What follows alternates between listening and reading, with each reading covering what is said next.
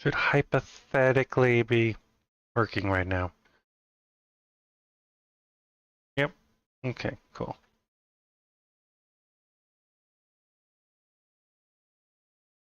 Holy shit, my ears.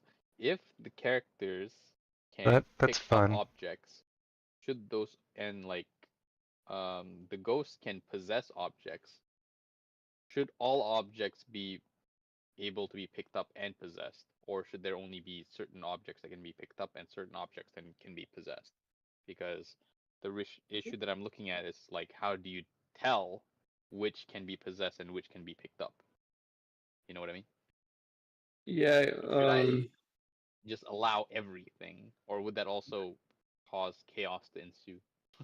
Objects, they need to be small enough for him to pick up, and usually those objects are also small enough for the wisp to possess.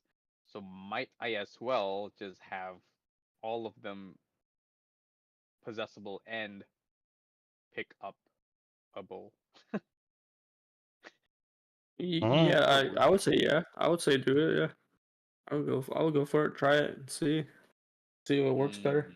The more options, the better. But it's just really up to you, like whether you want to like try to figure out how to, how to Yeah, apply because it. the issue is implementation. It's like then Yeah, you exactly. juggle all of that. Hmm. Hmm. Kind of running into that same problem with the pet stuff I have in my game. Like, I had to swap them out, and I don't know if I want people to be allowed to use more than one pet at one time, which I don't think I want. But it'd be kind of cool if you could, though, at the same time. Right. E. So I'm kind of like I'm at a also thinking about crossroads with it. controls. What control would you use if both can be used? Hmm.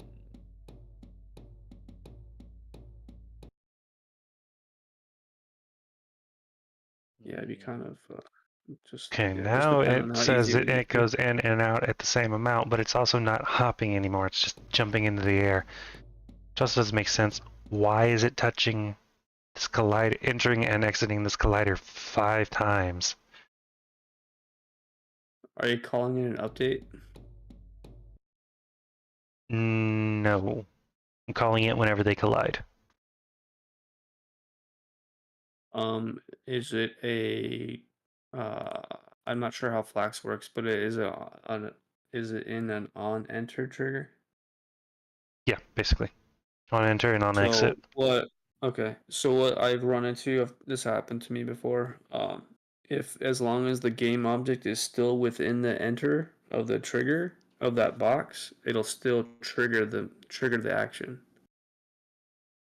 So I you thought have that to was on stay, I, because like this should only work when it enters and when it exits. right, Like but on what I mean stay, is go ahead. on stay works that way, where it's like, oh, you stay in there, you keep doing something. Okay, so that does work a little different then. Okay. Yeah, I don't think they even have an on stay in this one. Because what is it? So I know with Unity it's on enter and on exit. There might be a stay in there, but it works the same way. So if you're still within the box, for example, like if you're still within the collision, then it's still gonna keep triggering what you're trying to do unless you have an if statement in there. But I don't know how Flax works. I don't think it works that Oh way in God. Why is Unity. there null errors? Did you fix the frog null error? The null error is this, right here. It's saying that this is not identified, which is a lie. Like, Lie. What is not identified? This vector 3. The target position, which is identified in the code, and minus the actor's position. I don't understand why it's saying that that doesn't work. Because it shouldn't be able to move at all. Did you normalize that?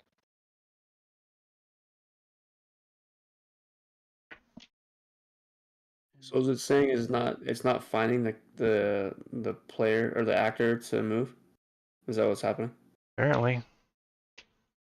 Um, Sometimes it's happened with me. If you do like an if statement, like say if it's null to try to do the action a second time, and sometimes that'll fix it. How is target null? Right here. Target, the empty actor. It's selected. It's given. It has a position. It happens in 1 second. Why is it null?